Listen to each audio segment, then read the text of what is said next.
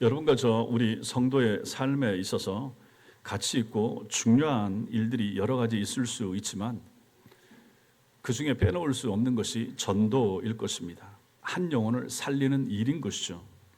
전도는 예수님께서 마지막으로 성도들에게 부탁하신 말씀이기도 하고 또 예수님께서 살아계실 때 본을 보이셨습니다. 많은 무리들 앞에서 대중 전도를 하셨죠. 또 개인적으로도 예수님은 전도를 많이 하셨습니다. 전도는 천하보다 귀한 생명을 구원하는 일이기 때문에 천하를 얻는 일보다 더 큰 일이라고 말할 수 있습니다. 저는 오늘 이 본문 속에서 한 사람을 보고자 합니다. 안드레입니다. 안드레가 예수님을 만나서 변화되어 그 체험을 전한 것을 통하여 전도에 관하여 생각해 보고자 하는 것입니다. 뜨거운 여름을 지나고 우리도 이제 다시 전도를 시작하려고 하는 이 시점에 오늘 말씀을 통해서 도전을 받고 결단하는 시간이 될 수 있게 되길 바랍니다. 먼저는 안드레의 배경과 회심, 안드레가 어떤 사람인가 이것을 좀 볼 필요가 있습니다. 안드레는 시몬 베드로 형제로서 갈릴리 벳세다 출신의 어부입니다. 고향은 벳세다였지만 같은 갈릴리 지역에 있는 가버나움에서 성장한 것으로 보입니다. 제가 예전에도 설교를 할 때 이스라엘을 생각할 때는 도를 세 개로 생각하시라 말씀을 드렸습니다. 우리 같으면 경기도, 충청도, 전라도, 경상도 이렇게 나눌 수 있지만 이스라엘은 좁게 위에서부터 아래로 형성된 나라입니다. 그래서 도를 기억하시면 성경을 이해할 때 도움이 된다라고 말씀을 드렸습니다. 도를 세 개로 나눌 수 있습니다. 이스라엘을 세 개 도로 나눌 때 맨 위의 도가 무엇입니까? 갈릴리죠. 그럼 맨 아래 도가 무엇입니까? 유다입니다. 유다. 그렇죠? 유다. 가운데가 어디입니까? 사마리아입니다. 이렇게만 생각하시면 간단합니다. 갈릴리, 사마리아, 유다. 여기를 예수님께서 왔다 갔다 아래 위로 위에서 아래로 왔다 갔다 하시면서 복음을 전하고 말씀을 전하셨습니다. 그래서 이것만 생각하시면 지금 이 어부들이 갈릴리다. 그럼 맨 윗동네에 살던 거기서 어부하던 사람들이구나 이렇게 생각하시면 되는 것입니다. 마가복음 1장 29절 시작. 회당에서 나와 곧 야고보와 요한과 함께 시몬과 안드레의 집에 들어가시니 보면 이게 이제 가버나움 회당에서 예수께서 나오셨다는 얘기입니다. 여기 보면 야고보와 요한이 나오고 그리고 시몬과 안드레가 함께 언급됩니다. 왜 그렇습니까? 이 사람들이 전부 다 어부들인 거예요. 어부 출신들인 거죠.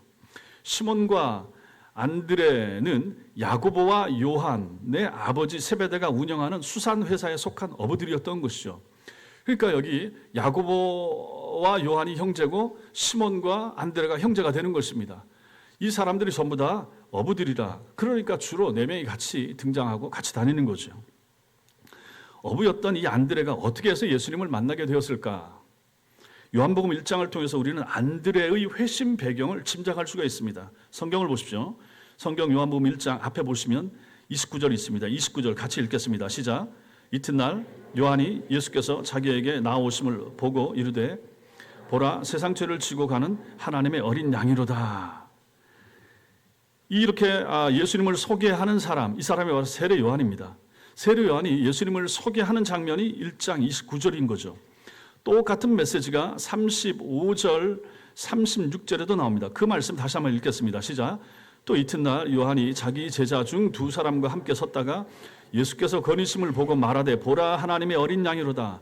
세례 요한은 예수님이 오실 길을 예비하기 위하여 예수님보다 6개월 먼저 태어난 사람입니다.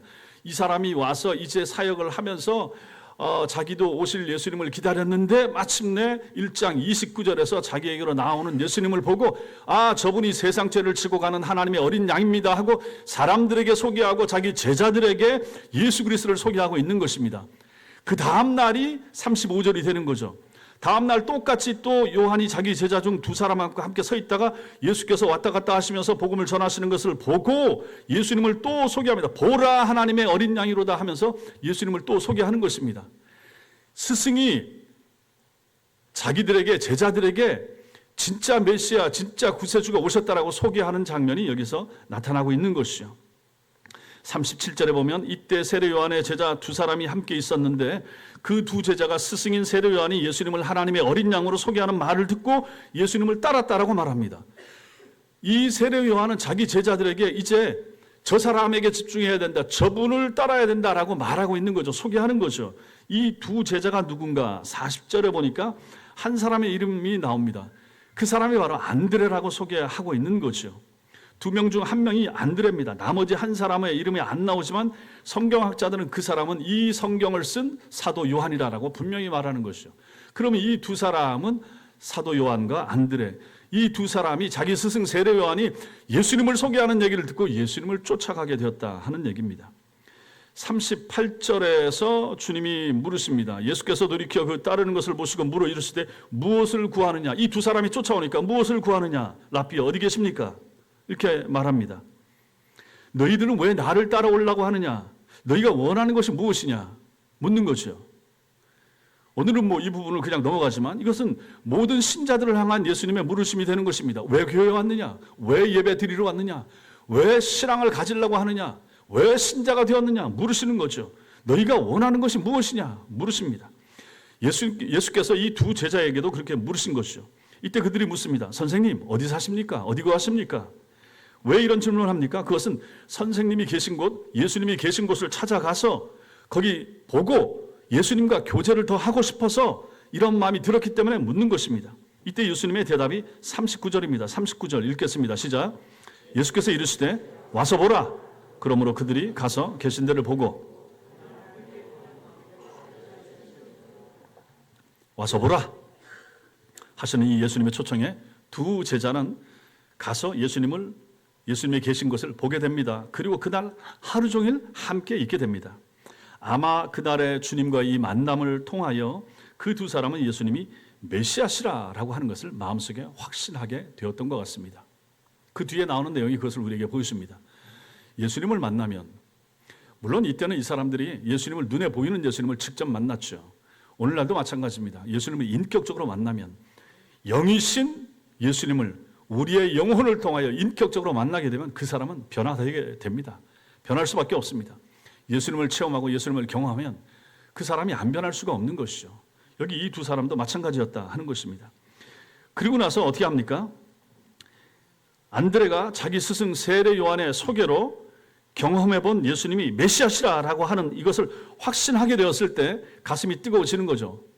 그리고 이 안드레는 가만히 있을 수가 없었습니다. 그래서 어떻게 합니까? 그 다음 41절에 자기 형 시몬을 찾아갑니다. 그리고 외칩니다. 41절 시작. 그가 먼저 자기 형제 시몬을 찾아 말하되 우리가 메시아를 만났다 하고, 우리가 메시아를 만났다. 먼저 자기의 형입니다. 형 베드로를 찾아간 거죠. 그리고 우리가 메시아를 만났다라고 형한테 전도하는 것입니다. 이것이 바로 안드레가 예수님을 만나서 회심한 후에 예수님을 그리스도로 고백하고 그의 제자가 되었던 이러한 회심의 배경이 되는 것입니다. 둘째로 우리는 이 안드레의 소명과 이분이 했던 일, 그 사역을 좀 볼 필요가 있습니다. 예수님을 만나고 나서 그분을 자신의 주와 하나님으로 고백하는 것을 구원이라고 말하죠. 구원이 무엇인가? 예수를 만나는 것입니다. 안 보입니다. 성경을 통해서, 설교를 통하여 교회에 나와서 신자들과 함께 예배 드리다가 마음속에 믿음이 생기게 됩니다. 어떤 믿음입니까? 아, 예수가 있구나. 아, 예수님이 정말 계시는구나. 아, 천당과 지옥이 있구나. 그 예수님을 자기의 구세주로 내가 이분을 믿고 이분이 나를 하나님 나라로 인도한다라고 하는 이 확신, 이것이 바로 구원이 되는 것이요. 이것이 구원이라고 할 때 요한복음 1장에서 안드레의 구원이 이루어졌다, 우리는 이렇게 볼 수가 있습니다. 그렇지만 아직 본격적으로 예수님의 사역 가운데 자신을 헌신하고 예수님을 따라다니게 된 것은 아닙니다. 이때 예수님을 만난 감격과 체험이 있기는 있었지만 이때부터 예수님을 쫓아다닌 것은 아니었다 하는 것입니다. 나중에 안드레가 자기 형제였던 베드로와 함께 예수 그리스도의 부르심, 소명을 받는 장면이 나옵니다. 마가복음 1장 16절 17절 시작. 갈릴리 해변으로 지나가시다가 시몬과 그 형제 안드레가 바다에 금을 던지는 것을 보시니 그들은 어부라. 예수께서 이르시되 나를 따라오라. 내가 너희로 사람을 낚는 어부가 되게 하리라 하시니. 여러분 보십시오. 요한복음 1장에서는 그 집에 찾아가서 예수님을 만난 체험을 했죠. 그렇지만 그때 따라다닌 건 아니죠. 사도 요한과 안드레가 예수님 계신 것을 가서 보고 만나고 얘기를 하면서 특히 여기서 안드레는 이분이 메시아라고 하는 걸 확신했죠. 그리고 형한테 가서 베드로한테 우리가 메시아를 만났습니다 하고 말을 했다는 얘기입니다. 근데 이때로부터 쫓아다닌 것은 아니고 시간이 좀 흐른 것이죠. 그 시간이 흐르는 그 시점이 이제 마가복음에 나오는데 마가복음 1장 14절에 보면 지금 나오는 이 말씀 앞에 14절에 보면 요한이 잡힌 후에 이렇게 나옵니다. 요한이 잡힌 후라고 시작하니까 이제 지금은 우리 앞에서 요한복음 볼 때는 세례 요한이 활동하면서 소개하고 있었잖아요. 그리고 나서 시간이 좀 지났다는 얘기입니다. 그리고 나서 세례 요한이 잡혀 들어간 거죠. 헤롯 왕한테 잡혀 들어간 다음에 이제 일이 나타나는 거죠. 요한복음 1장에서 설교하던 주님을 소개하던 세례 요한이 이제 시간이 지나서 감옥에 잡혀 갇히게 된 것이죠.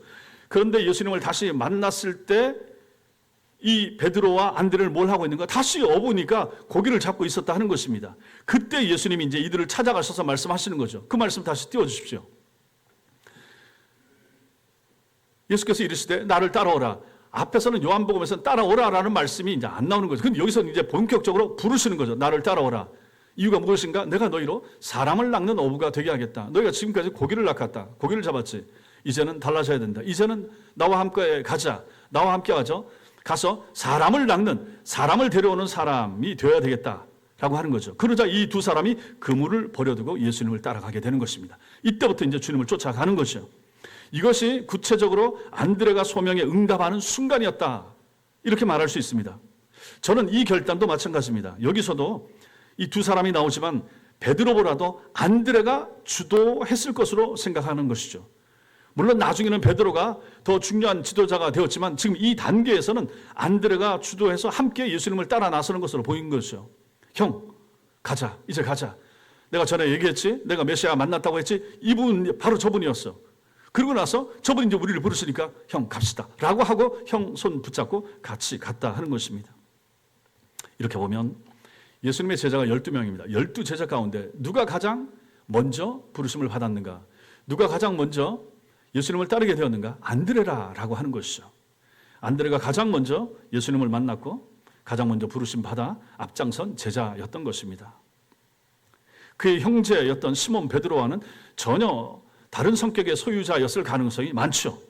이 형 베드로와 안드레 다릅니다. 여러분들 마찬가지죠.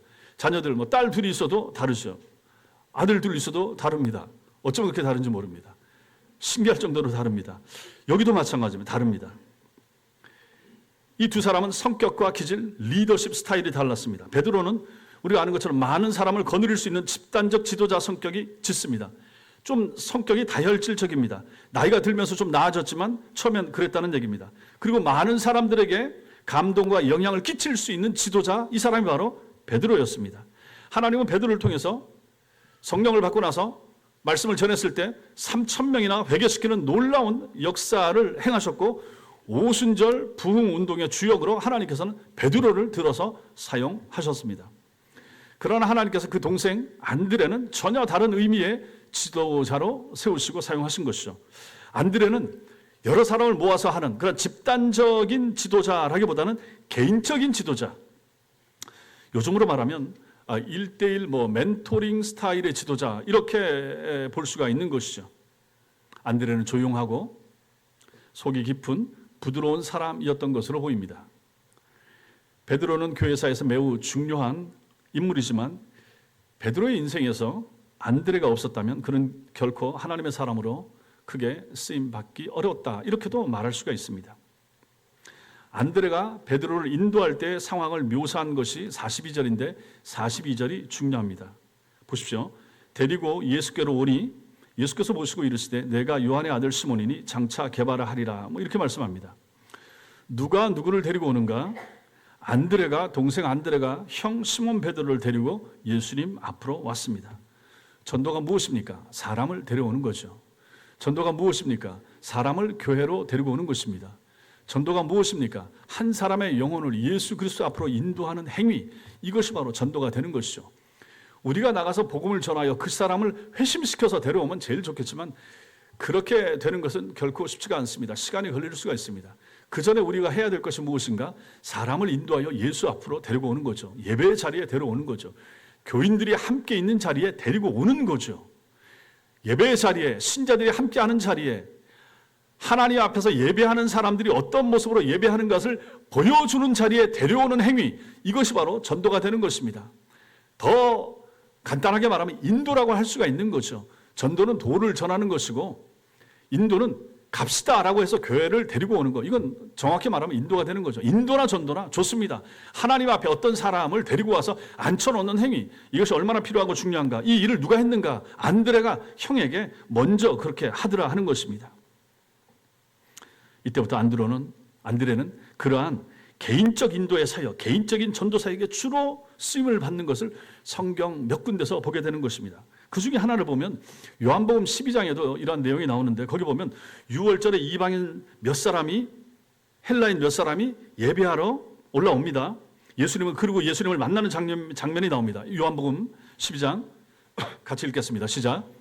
그들이 갈릴리 벳세다 사람 빌립에게 가서 청하여 이르되 선생이여 우리가 예수를 배우고자 하나이다 하니, 헬라 사람들이 이방인 몇 명이 올라와서 명절에 여기 예루살렘에 올라와서 예수님을 만나려고 하는 거죠. 근데 만나려고 하면서 누구를 만나는가? 예수님의 제자들 가운데 빌립을 만납니다. 그래서 빌립을 만나고 우리가 예수님 좀 만나고 싶습니다, 예수님 보고 싶습니다 하고 청하는 거죠. 그럼 어떻게 하면 됩니까? 빌립이 이 사람들을 데리고 예수님께로 가면 됩니다. 가면 되는 거죠. 그런데 그렇지가 않다 하는 것입니다. 22절 시작. 빌립이 안드레에게 가서 말하고 안드레와 빌립이 예수께 가서 여쭈니. 여기에 어떤 일이, 어떤 의미가 깊이 담겨 있는지 우리 잘 알 수가 없습니다. 그런데 이 제자 빌립이 안드레에게 먼저 간 거예요. 이 안드레, 헬라 사람 몇 사람이, 이방인 몇 사람이 예수님 만나고 싶다고 나를 찾아왔는데 자네가 좀 어떻게 해보게, 이렇게 했을 수가 있는 것입니다. 굳이 빌립이 직접 갈 수도 있는데도 불구하고 안드레가 사람들을 만나고 사람들을 대하고 사람들을 케어하고 사람들을 돌보고 멘토의 역할을 감당하고 부드럽고 선하고 이런 마음이 있었기 때문에 아마도 모르긴 해도 빌립이 안드레에게 부탁하여 안드레가 예수께로 이들을 데려가도록 이렇게 한 것 같다 하는 얘기입니다. 그래서 안드레와 빌립이 함께 이 헬라 사람들을 데리고 예수께서 가서 여쭈니 이 내용이 나오더라라고 하는 것입니다. 안드레는 예수님과 자연스럽고 편한 관계를 맺어서 사람들을 예수님과 만나게 해주는 그런 역할을 잘 감당했던 것 같습니다. 이전에 베드로를 데리고 예수님 앞으로 왔던 것처럼 이 안드레는 항상 사람들을 인도하여, 성경엔 더 이상 나오지 않고 있지만은 또 다른 누군가도 예수께로 데리고 와서 그분 앞에 앉히게 하고 그분 말씀 듣게 하고, 이 역할을 개인적으로 많은 사람들 앞에서, 무리들 앞에서 설교를 하고 많은 사람들을 주께로 돌아오게 하고, 그러한 역할은 형이 잘 감당했고, 안드레는 그렇지 않고 개인적으로 어떤 사람들을 인도해서 예수를 만나게 하고 이 일을 잘 감당했던 것 같다라고 하는 것입니다. 이렇게 안드레는 사람들을 주님께로 인도하고 연결시켜주는 이런 능력이 탁월한 것입니다. 그럼 성도님 보십시오. 교회 안에도 마찬가지입니다. 사람마다 받은 은사가 다 다르는 거잖아요. 다 달라요. 틀린 게 아니지 않습니까? 내가 없는 걸 저 사람이 가질 수가 있고 저 사람 가진 거 내게 없을 수 있습니다. 서로 인정하는 거죠. 다 인정하는 거죠. 누구도 마찬가지라 하는 것입니다. 주님이 우리에게 각자 다른 은사를 주신 것이죠. 이 각자 다른 은사를 가지고 하나님께서는 조화롭게 하나님의 교회를 만드시고자 세우시고자 의도하신 것이죠. 12제자들이 다 다르지 않았습니까? 마찬가지인 거죠. 하나님의 교회는 이렇다 하는 것을 우리는 여기서 볼 수가 있게 되는 것입니다. 세 번째로 우리는 안드레의 사역 스타일을 좀 더 볼 필요가 있습니다. 분명히 안드레는 자신의 기질에 따라서 사역을 감당했을 것입니다. 이 안드레의 사역 스타일을 한 세 가지 정도로 볼 수 있습니다. 먼저 그는 개인적인 관계나 관심을 통해서 전도하는 삶을 살았습니다. 베드로처럼 수많은 사람들을 모아놓고 복음을 전하고 예수께로 인도하는 이런 사역은 아니었다라고 말씀드렸죠. 개인적인 관심을 통해서 사역하는 스타일이 바로 안드레의 스타일이었습니다. 그래서 어떤 교회들은, 우리 교회도 마찬가지지만 개인 전도를 할 때 이걸 가지고 이름을 붙이기를 안드레 전도법 이렇게 붙여놓더라고요. 그래서 저도 이걸 보고 안드레 전도팀 우리도 이렇게 하자 이 말을 하게 된 거죠. 하루에 3,000명을 회개시킨 베드로는 여러분과 제가 될 수 없어도 안드레처럼은 할 수가 있지 않을까. 한 사람 데려오는 거 이거 어렵지 않지 않습니까? 이건 베드로 사역만큼 이것도 귀중한 것이라 하는 것입니다. 한 영혼을 데려오는 거, 많은 사람을 데려오는 거 힘들고 어렵다. 그러나 한 사람, 가족, 교회 갑시다 해서 인도하는 것은 우리가 충분히 할 수 있는 사역이라 하는 것이죠. 두 번째, 안드레는 작은 일에 관심을 가지는 그러한 사역 스타일을 가지고 있었습니다. 안드레가 작은 일에 관심을 보이는 부분들을 성경이 계속해서 보여주는데 요한복음 6장에 보면 오병이어 기적이 나옵니다. 우리가 잘 아는 기적이죠. 보리떡 5개와 물고기 2마리를 통해서 남자 어른만 5,000명, 여자와 아이들 포함하면 10,000명, 20,000명 정도 되는 사람들을 전부 다 먹이는 그 놀라운 기적이 나타난 현장인 것이죠. 이 장면에서도 우리는 안드레를 보게 되는 것입니다. 요한복음 6장 8절부터 9절까지 세번역 성경으로 보겠습니다. 시작. 제자 가운데 하나이며 시몬 베드로와 형제가 아닌 안드레가 예수께 말하였다. 여기에 보리빵 5개와 물고기 2마리를 가지고 있는 한 아이가 있습니다. 그러나 많은 사람에게 그것이 무슨 소용이 있겠습니까? 여기서 우리가 안드레를 보게 되는 거죠. 우리는 흔히 보리떡 5개와 물고기 2마리를 예수님 앞에 갖다 바친 한 어린아이의 점심 식사인데 이 어린아이의 헌신을 강조하는 것을 종종 들었지만은 이 어린아이의 도시락을 발견한 사람은 누군가? 안드레라라고 하는 것입니다. 주님, 이 아이에게 얻은 이 보리떡 5개와 물고기 2마리가 있습니다. 그런데 이까짓 것 가지고 요까짓 것 가지고 뭐 어디다 쓰겠습니까? 이런 의심의 마음을 가지고 예수님께 갖다 드렸다 하는 것입니다. 우리처럼 안드레도 주님의 일을 하면서 의심이 있었다 하는 것을 보게 되는 거죠. 이런 면을 통해서도 우리는 참 위로를 받죠. 안드레가 탁월한 사역자가 특별히 큰 사역자는 아니었던 것 같고 한 사람을 데려오는 사역을 감당했던 것 같고 또 그런 일을 하면서 어린아이의 도시락을 가지고 와서 예수님께 갖다 드리면서도 마음의 확신 가지고 이분이 뭔가를 할 거야. 여기 분명히 놀라운 역사가 나타날 거야. 이러한 믿음이 있지도 않더라 하는 것입니다. 우리하고 얼마나 비슷한가 하는 것이죠. 얼마나 우리하고 많이 닮았는가, 유사하다, 뭐 이런 마음을 가질 수가 있게 되는 것입니다. 그런데도 주님께로 작은 것으로도 가져오는 것, 나아오는 것이 중요했다 하는 것을 여기서 보는 것입니다. 바로 이러한 작은 관심을 통하여 안드레의 사역이 펼쳐나가는 것을 보는 것입니다. 세 번째로 안드레는 어떤 사람인가? 2인자의 자리에 기쁘게 그 자리를 지켰던 사람, 그것을 수용하던 사람, 이렇게도 우리가 설명할 수가 있습니다. 보십시오. 베드로같이 리더십과 비전이 있는 사람은 맨 앞자리에 서서 사역을 감당하죠. 갑시다 하고 깃발 들고 앞장서서 나가는 사람, 이런 스타일이 바로 베드로 같은 스타일인 거죠. 그러나 안드레 같은 사람, 안드레의 은사를 받았다 그러면 그 사람은 어떻게 합니까? 안드레처럼 행하는 거죠. 안드레 자리에 서는 거죠. 성경은 안드레를 기록할 때마다 여러분 성경 보십시오. 제자들의 이름 리스트 쭉 작성하는데 항상 베드로 다음에 안드레가 나옵니다. 베드로 다음에 안드레. 동생이긴 하지만 안드레가 먼저 전도를 하고 형을 인도했음에도 불구하고 이름을 기록할 때는 성경에서 베드로 다음에 안드레가 나오더라 하는 것입니다. 또 그에 대해서 성경이 뭐라고 말하는가? 시몬 베드로의 형제 안드레, 형을 중심에 놓고 동생 안드레, 늘 이런 식으로 기록을 하더라 하는 것입니다. 어떻게 생각하면 기분 나쁠 수 있습니다. 동생 입장에서. 아니 내가 먼저 예수 믿었고 예수를 만났고 형 전도했고 하니까 나 중심으로 해도 괜찮을 텐데 뭐 이런 마음이 품을 들 수도 있지 않습니까? 그러나 전혀 그렇지가 않더라 하는 것입니다. 자신의 이 위치, 사역에 대해서 뭐 반발한 흔적 이런 것이 성경에 전혀 안 보이더라 하는 것이죠. 기쁘게 자신의 자리, 자신의 위치를 인정하고 묵묵히 그 일을 감당했던 사람, 이 사람이 바로 안드레였던 것입니다. 성경에 나오는 인물들을 다 봐도 탁월한 사람들, 특히 신약에 나오는 사람들 많이 얘기를 해도 우리가 미국 사람들 같으면 자식들 이름에 성경에 나오는 이름들 많이 붙이죠. 그 중에 안드레도 있긴 하지만은 다른 이름들 뭐 피터, 존, 폴 이런 이름에 비하면 안드레는 적다 하는 것입니다. 그만큼 뭐 탁월하게 뛰어나고 그렇지 않음에도 불구하고 안드레는 자신의 자리, 자신의 위치를 만족하면서 잘 지켰던 사람이라 하는 것이죠. 여러분과 저도 한번 생각해 보십시오. 우리 어렸을 때 주위에 있는 사람들이 뭐 좀 좀 똑똑하고 좀 괜찮은 뭐라고 말합니까? 야, 저 대통령감이다. 대통령 되라. 아니면 장군 되라. 뭐 이렇게 하지 않습니까? 성경을 봐도 기도할 때 머리가 될지언정 꼬리가 되지 말게 하옵시며 이렇게 얼마나 기도 많이 했습니까? 다 머리가 되라고 기도를 하죠.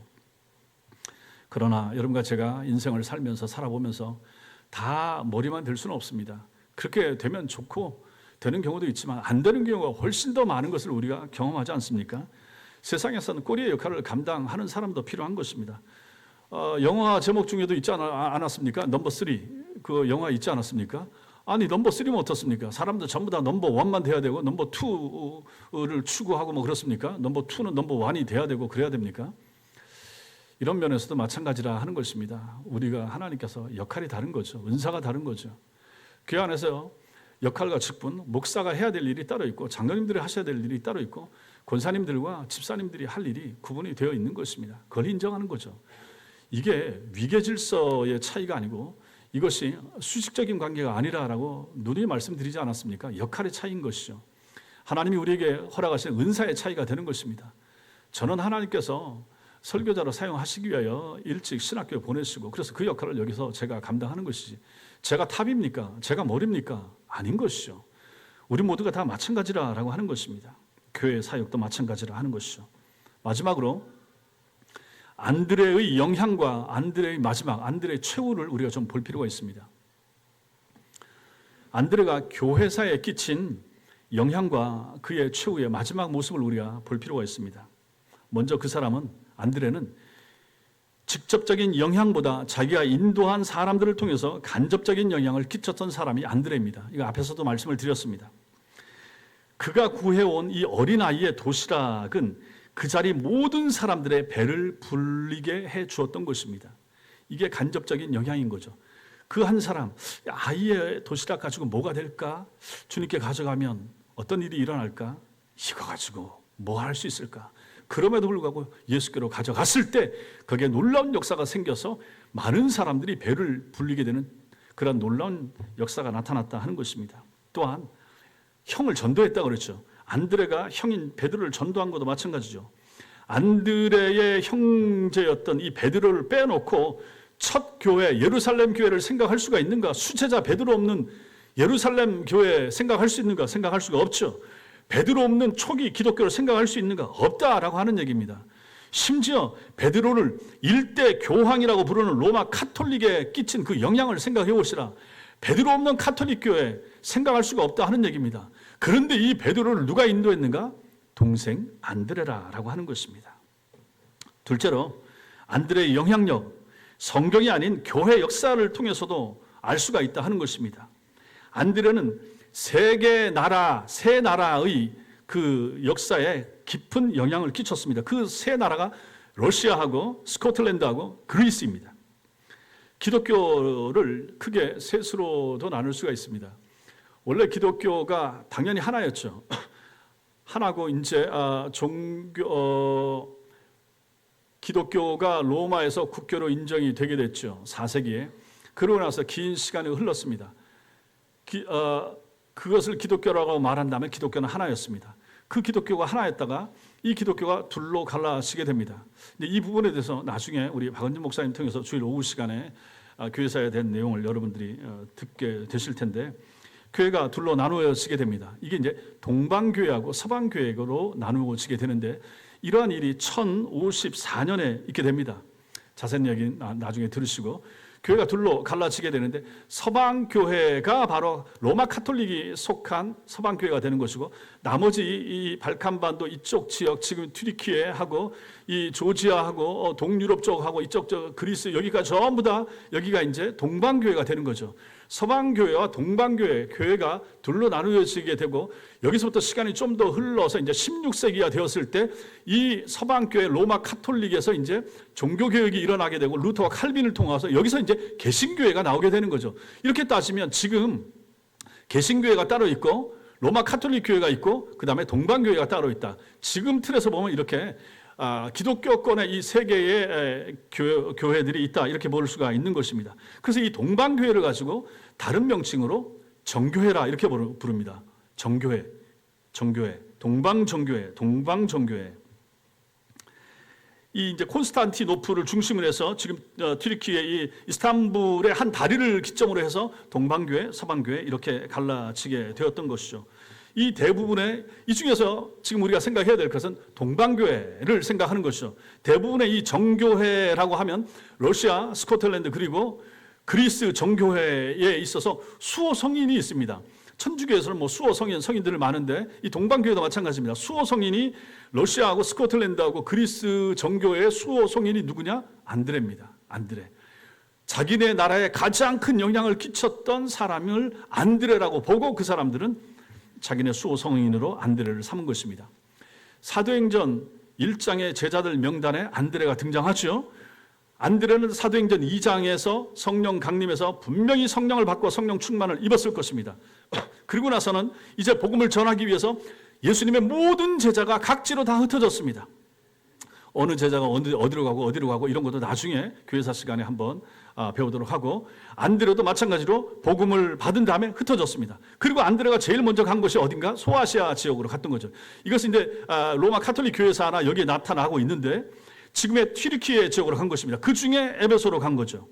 다음에 이 안드레가 간 곳이 어딘가? 북쪽에 있던 러시아 쪽으로 간 것으로 보입니다. 러시아에서 복음을 전한 그가 마지막으로 간 곳은 남쪽으로 내려와서 지금의 그리스 지역입니다. 그리고 거기서 순교를 당했습니다. 그러나 러시아와 그리스에서 복음을 전할 때 이 안드레의 영향을 받았던 그의 제자들이 어디까지 가는가? 지금의 영국 위에 스코틀랜드까지 가게 되는 것입니다. 거기에 복음을 전하게 되는 것. 거기에 이제 스코틀랜드 정교회가 세계되게 거기에 이제 성인으로서 수호 성인으로 안드레가 자리를 하게 된다 하는 것입니다. 안드레가 복음을 전한 것에 영향을 받은 나라들이 러시아하고 그리스하고 스코틀랜드 이렇게 된다라고 하는 것이 이제 교회사에 나타나는 내용이 되는 것이죠. 안드레가 그리스를 갑니다. 그리스에서 추호를 맞이하게 되는데 그 스토리를 잠깐 말씀을 드리면 이렇습니다. 그리스 남부 아가야 지방인데 그곳에 총독과 총독의 부인과 동생이 예수를 믿게 됩니다. 총독은 안 믿고 총독 부인과 동생이, 믿지 않던 총독은 믿는 가족들에게 화가 났습니다. 예수를 믿는 이 가족들에게 화가 난 거죠. 자기 아내한테 믿지 말라, 동생한테 기독교 신앙 갖지 말라 회유했지만 그들이 끝내 거절합니다. 특히 자기 부인이, 그의 아내가 자신은 절대 예수 그리스도를 버릴 수 없다라고 하는 말을 하는 것을 듣고 화가 머리끝까지 났습니다. 그래서 총독이 안드레 저놈 죽여야 되겠다, 죽이라라고 말한 거죠. 그리고 안드레를 처형하는데 X자 형태로 새긴 그 십자가에 안드레를 매달아 죽이게 만들었습니다. 그 이후로 이 X자 형태의 십자가를 그래서 안드레의 십자가라 이렇게 부르는 거죠. 형틀에서 죽기 직전에 그는 총독을 향하여 그리고 총독의 부인을 향하여 마지막 메시지를 전합니다. 죄를 범치 말고 구원 받으십시오. 예수 믿고 구원 받으셔야 됩니다. 라고 총독과 총독 부인에게 마지막으로 말을 남기고 세상을 떠나게 되는데 그 직전에 이런 기도를 드립니다. 그 기도 띄워주십시오. 오 그리스도 예수여, 나를 받아주셔서 내가 보았던 그분, 내가 사랑했던 그분 안에서 나는 내가 될 수 있었습니다. 주님이시여, 당신의 영원한 나라의 평안 가운데 나의 영혼을 받아주옵소서 하고 마지막 기도를 남기고 세상을 떠난 것입니다. 하나님의 사람들은 세상을 떠날 때 자기의 영혼을 마지막으로 예수 그리스도께 하나님께 맡기는 모습을 우리는 스데반에게서도 마찬가지고 여기서도 보게 되는 것입니다. 이게 정사에 나타나는 그러한 내용인지는 정확히 모르지만 아무튼 이 교회사에 내려오는 그러한 내용들 가운데 안드레가 마지막에 이런 형태의 기도를 했다라고 하는 것이죠. 그 후에 이제 순교를 당한 것입니다. 이런 내용들을 아는 사람들이 이제 그림을 그리는 거죠. 바르톨로메 에스테반 무리오라고 하는 화가가 그림을 그렸습니다. 띄워주세요. 저 그림이 바로 성 안드레 순교라고 하는 제목의 그림이 되는 것이죠. 저 그림에서 보는 것처럼 저렇게 이제 X자 형태의 십자가에 달려서 안드레가 죽었다 하는 것을 보면서 이제 이 무리오라고 하는 화가가 이 그림을 그린 것입니다. 저 그림에서 여러분 보시기에 오른쪽 저 아래쪽에 작은 어린아이가 있죠. 그래서 저 아이가 오병이어의 기적 때 그 자기 도시락을 전해준 아이라라고 이제 그렇게 해석을 하는 거죠. 물론 저 아이가 안드레가 죽는 저 그리스까지 가서 저렇게 하진 않았겠지만은 저 그림을 그리는 화가의 마음에는 저것이 담겨 있다 하는 것입니다. 그 영향력에 대하여 저 아이에게까지 영향을 미쳤고 아이의 도시락을 통하여 기적의 역사를 일으켰던 하나님의 사람 안드레가 여기서 마지막 이렇게 순교로 하나님 나라 들어갑니다 라고 하는 것을 그림으로 저렇게 표현을 했던 거죠. 이 그림이 안드레의 인생과 그의 영향력을 상징하는 장면으로 볼 수가 있는 것입니다.